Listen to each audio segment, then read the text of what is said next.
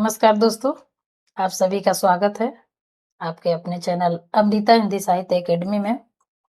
आज हम लोग पढ़ने जा रहे हैं हिंदी व्याकरण का एक बहुत ही महत्वपूर्ण चैप्टर है।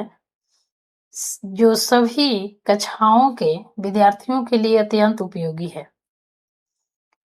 तो आइए हम लोग बिना देर किए इस चैप्टर को प्रारंभ करते हैं। संज्ञा।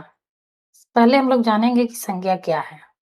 संज्ञा को पहले हम लोग पढ़ेंगे और इसके परिभाषा से स्टार्ट करेंगे। हिंदी व्याकरण का ये एक संपूर्ण परिचय के रूप में हम पहले देखेंगे। संज्ञा नाम ही पहचान है। संज्ञा क्या है? नाम ही पहचान है। कोई भी व्यक्ति, वस्तु, स्थान, भाव आदि होता है, सभी का नाम होता है। कुछ ना कुछ जरूर नाम होता है, सबके नामकरण होते हैं। तो नामकरण ही संज्ञा है। जब हम नामकरण कर देंगे वो संज्ञा का रूप ले लेगा। संज्ञा को पहले हम परिभाषित करेंगे। तो परिभाषा है इसका, किसी व्यक्ति, वस्तु, स्थान, प्राणी या भाव के नाम को संज्ञा कहते हैं। संज्ञा का ये परिभाषा है, जिस परिभाषा को हम अपने स्तर से भी शॉर्ट में भी जानते हैं। किसी व्यक्ति, वस्तु, स्थान आदि भाव नाम को संज्ञा कहते हैं। संज्ञा में प्रत्येक वस्तु का कोई न कोई नाम अवश्य होता है। अभी मैंने बताई कि नामकरण ही संज्ञा है, यानी हम अपने अगल बगल जितने सारे वस्तु देखते हैं, सबका कुछ ना कुछ नाम होता है। छोटा वस्तु हो, बड़ा वस्तु हो या कुछ भी हो, हम अपने आंख से जो भी देख रहे हैं, छू रहे हैं या महसूस कर रहे हैं, सारे चीज का कुछ ना कुछ नाम होता है। उदाहरण में देखेंगे नीचे, राम, मेज, दिल्ली, शेर, मिठास आदि, ये संज्ञा के उदाहरण हैं। और उदाहरण के रूप में एक यहाँ पे पुस्तक का चित्र दिया गया है, जो आप लोग देख सकते हैं। अब आगे देखते हैं संज्ञा के मुख्य भेद। संज्ञा के मुख्य भेद क्या होता है? तो मुख्य भेद में हम लोग 3 ही पढ़ते हैं, लेकिन ऐसे कुल 5 भेद होता है।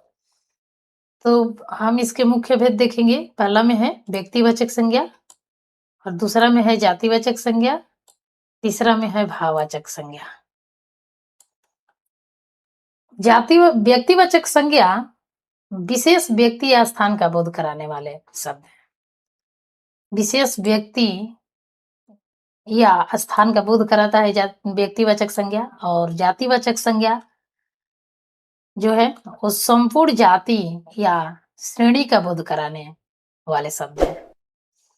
उसके बाद भाववाचक जो संज्ञा है वो गुण, दशा, मन के भावों का बोध कराता है।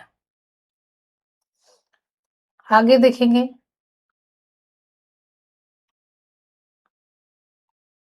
व्यक्तिवाचक संज्ञा। व्यक्तिवाचक संज्ञा में देखेंगे कि एक ताजमहल का इसमें फोटो दर्शाया गया है। ये ताजमहल है। पहले हम व्यक्तिवाचक को परिभाषित करेंगे। जो शब्द किसी विशेष व्यक्ति या वस्तु, स्थान का बोध कराता है, उसे व्यक्तिवाचक संज्ञा कहते हैं। ठीक है। अब व्यक्तिवाचक संज्ञा के कुछ उदाहरण के रूप में देखेंगे, जो अलग अलग के रूप में, जैसे व्यक्तियों के नाम। यहाँ पे व्यक्तियों के नाम जैसे सचिन, मीरा। दूसरा में है शहरों देशों और शहरों के नाम, जैसे भारत, जयपुर। और तीसरा में दिया गया है नदियों के नाम। ये सब नदियों के नाम, गंगा और यमुना, दो चीज है, दो गो है। ऐसे बहुत सारे नदियों के नाम, गंगा, यमुना, सरस्वती, और बहुत सारे, गंडक, कोसी नदी हैं। आप आगे देख रहे हैं जातिवाचक संज्ञा।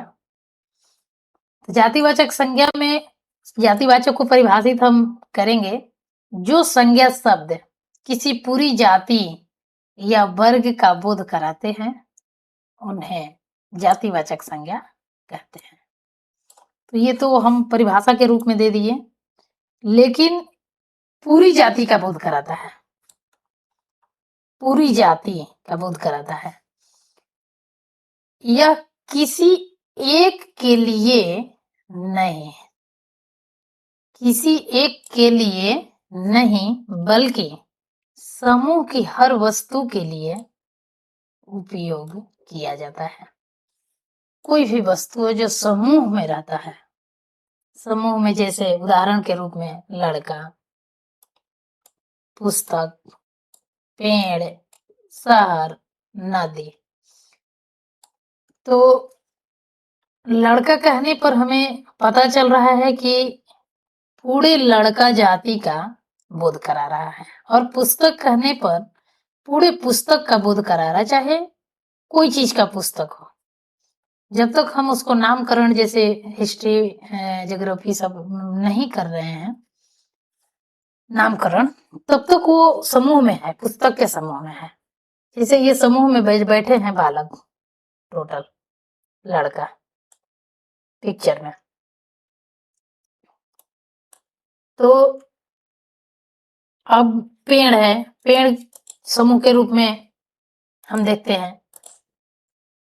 इस तरह से बहुत चीज है जो समूह में दर्शाया जा सकता है। अब आगे है, तीसरा में है भाववाचक संज्ञा। जिन शब्दों के किसी प्राणी या वस्तु के गुण, दोष, स्वभाव या अवस्था का बोध होता है, इन्हें हम छू नहीं सकते हैं, केवल महसूस कर सकते हैं, उसे हम भाववाचक संज्ञा कहते हैं। ये परिभाषा के रूप में हुआ कि गुण, दोष, स्वभाव और अवस्था का बोध कराता है, और इन्हें हम छू नहीं सकते हैं, केवल महसूस कर सकते हैं। तो हम इन्हें चार तरह से देख सकते हैं। एक अवस्था के रूप में, किस अवस्था में है, जैसे बचपन, बुढ़ापा, जवानी। बचपन को हम देख करके पता कर सकते हैं कि नहीं, ये बच्चा है, इसके पास अभी बचपना है। बुढ़ापा, बूढ़े आदमी को देख करके पता चल जाता है कि इनकी बुढ़ापा आ गई है। जवान को भी पता चल जाता है देख करके इनके अंदर जवानी, नौजवान है ये। अब भाव में देखेंगे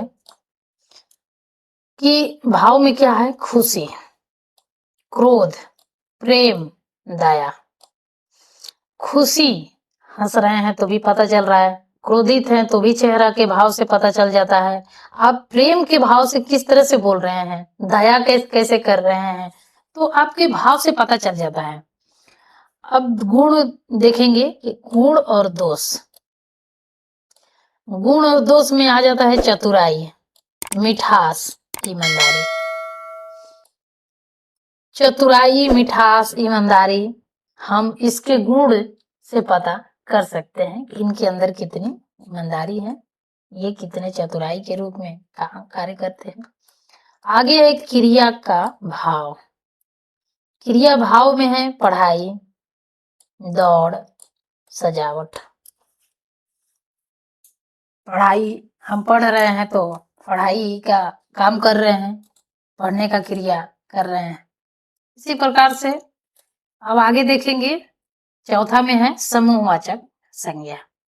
समूहवाचक संज्ञा में है, इसको हम परिभाषित करेंगे कि जिन संज्ञा शब्दों से एक जाति का, एक ही जाति के व्यक्तियों या वस्तुओं के समूह, इसको इंग्लिश में हम ग्रुप भी कहते हैं, का बोध होता है।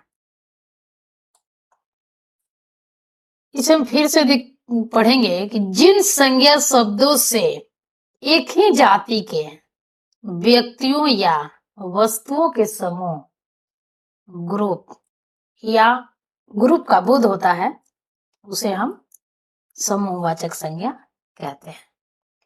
जैसे आप पिक्चर में देख रहे होंगे, सेना, सेना के कितने सारे समूह हैं। और इधर भीड़ है, जैसे मार्केट में भीड़ लगता है, मेला लगता है तो भीड़ लगता है, उस तरह से मनुष्य का भीड़ है।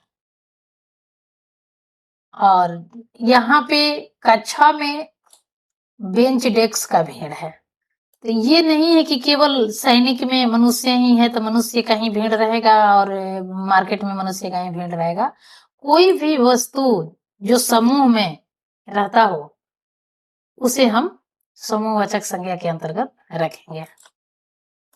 अब देखेंगे 5वां में है द्रव्यवाचक संज्ञा। द्रव्यवाचक संज्ञा द्रव्य या धातु के अंतर्गत आता है। जिन संज्ञा शब्दों से किसी द्रव्य, धातु या पदार्थ का बोध होता है, जिससे अन्य वस्तुएं बनाई जा सकती है, उसे हम द्रव्यवाचक संज्ञा कहते हैं।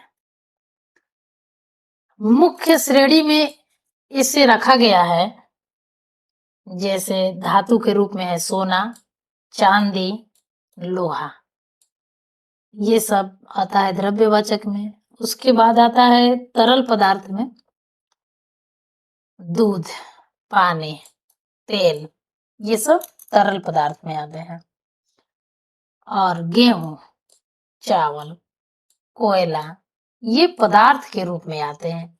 और इनको हम देखें तो ये सब पदार्थ के ही हिस्सा होते हैं। और ये सारे द्रव्यवाचक संज्ञा के अंतर्गत आते हैं। इसे शॉर्ट में हम परिभाषित करेंगे तो इस प्रकार भी कर सकते हैं कि जिसे मापा या तौला जा सके, उसे हम द्रव्यवाचक संज्ञा कहते हैं। अब आगे देखेंगे कि भाववाचक संज्ञा कैसे हम बनाएंगे। भाववाचक संज्ञा बनाना है, जैसे ये एक शब्द हो गया बच्चा, मूल शब्द है, इसे 21 संज्ञा में है तो जातिवाचक संज्ञा में है। और इसे हमें भाववाचक संज्ञा बनाना है तो हम कैसे बनाएंगे, तो बचपन करके। मिठास है, ये विशेषण में आता है और इसे हम भाववाचक बनाएंगे तो मिठास कर देंगे। लिखना, ये क्रिया में आता है और इसे हम भाववाचक बनाएंगे तो लिखावट कर देंगे। अपना सर्वनाम में आता है और जब भाववाचक बनाएंगे तो अपनापन कर देंगे। तो आशा करती हूँ कि क्लास आप लोग को अच्छा लगा होगा और आपका सहयोग और समर्थन हमें बेहतर सामग्री प्रस्तुत करने के लिए प्रेरित करेगा। तो आज के लिए इतना ही। धन्यवाद।